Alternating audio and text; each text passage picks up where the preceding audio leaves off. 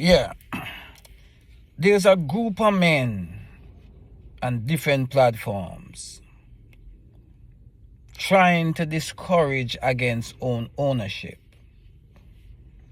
One of them even go as far as say he rather to pay $4,000 in rent than $3,000 in mortgage. Because when he rents, he can get out of his rent in like a year, 10 months time. He can get out of his rent, his lease deal. But with mortgage, it's a 30-year thing.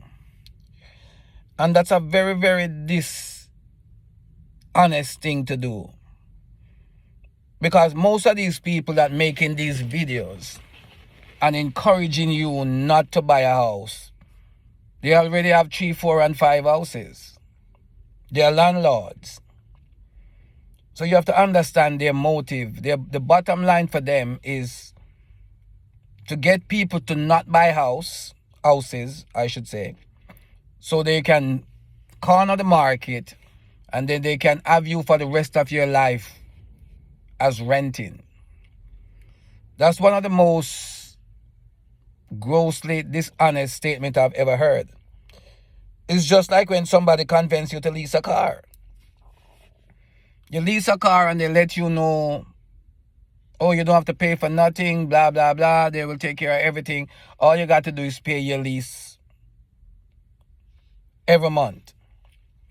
But what they forget to tell you is at the end of the lease, after you have paid $35,000 worth of lease, which is a long-term rental on a car, $25,000 you have paid. At the end of the lease, you owe nothing. If you have to go and keep that car, you have to either buy it from them for another $30,000, which allow you to pay $60,000 for the same car, which you could have bought for $30,000 straight off the top. So I don't know why people will encourage you to lease a car. Leasing is for rich people and playboys and playgirls or whatever you want to call them. That's who leasing is for. Who can lease a car, walk out of it and don't feel no way. But you and I, who are trying to make something, it's not in our best interest to lease a car. And it's the same way it's not in our best interest to be paying rent, because we never go in etiquette. You pay $100,000 all your life, $200,000 all your life on rental. At the end of the day, you own nothing. When you purchase a home and you pay for 10 years, 20 years, even if you sell it, a little bit of money coming back in your pocket, at least $100K coming back in your pocket, you still get something to keep. So it is a very, very, very dishonest thing for these men to be on social media and telling our young people. And our young people are not stupid, you know.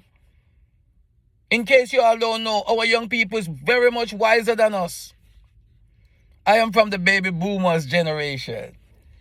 So I know Gen Z and the millennium have everything going. They are far smarter than us. And they understand that they're not going in no long-term rental of leasing no cars because it doesn't profit them nothing.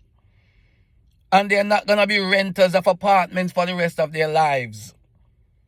They're going to do what the baby boomers did and buy the houses now and own them. And later on, they can put them in a trust or whatever and pass them to their children, because the will thing is foolishness, because the government get it so corrupted now. Putting you through probate, you got to pay $1,000 and the house which you already bought. So at least they have a loophole, which is called trust.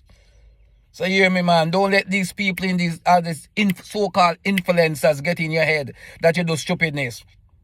Think, man. Be wise. All right, out.